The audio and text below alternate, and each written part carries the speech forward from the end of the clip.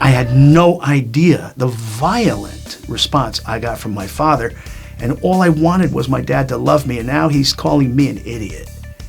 And now he's telling me I'm as crazy as my brother. I grew up in Passaic, New Jersey in a conservative family. We went to synagogue every week. It was the center of our lives. My parents were in the choir. My mom and dad sang. And it was pretty much our whole world was the synagogue. I didn't know what happened. When my brother came back, he was in and out of the hospital, and it was like it was not him. And I had no framework to understand it. It scared the crap out of me. And he had, at times, what seemed like superhuman strength. And I wondered if I would ever get my brother back, the brother I knew and loved. We were very close, and I was deeply, deeply afraid that I had lost my brother. I came home from Hofstra, walked into the kitchen. Here I see my pretty observant Jewish brother sitting at the kitchen table telling my mother about Jesus, and I was like, adding to what I thought was already abnormal. Now my brother's sitting at the table telling my mother about Jesus, and I was horrified. I just didn't know what to think of it. I was so afraid of what had happened to my brother, and now the confusion of adding Jesus to it. But over the next few weeks, I could see that the stories he was telling me were supernatural, that this monstrous thing that was taking over his life was gone. And it was a God thing. And it was so apparent to me that this was a God thing that I said in the core of my being, I can't even explain what that means. It was just deep, deep, deep inside of me. I said, whatever this is, I have to have it. I have to know I have to know the source of what saved him from this monstrous life he was living.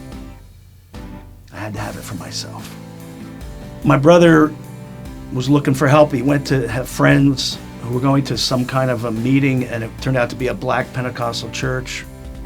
And they ended up praying for him. He was healed. And all of this nightmare was gone. So I went down to Philadelphia because I wanted what my brother had.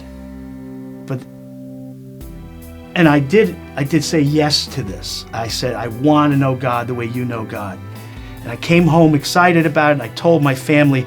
It didn't make my family happy. Everybody was angry. The pressure between the divorce and the pressure with my brother's, what looked like an illness, adding Jesus to it. Now my dad rejecting me brand new all over again because I said I believed, and he pretty much cursed me out. It was more than I could take, and I just said, I'm done.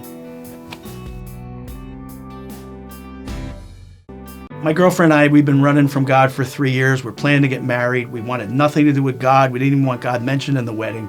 And we went to a coffee house ministry because there was food. And then it got uncomfortable when this guy named Pastor Gary started talking to us about Jesus. And we just wanted to leave, and we said, we're sorry, but we got to go. And he asked me, what are you so afraid of? And I said, I'm saving him for last, I guess. But I'm afraid if I ask him, he's not going to respond.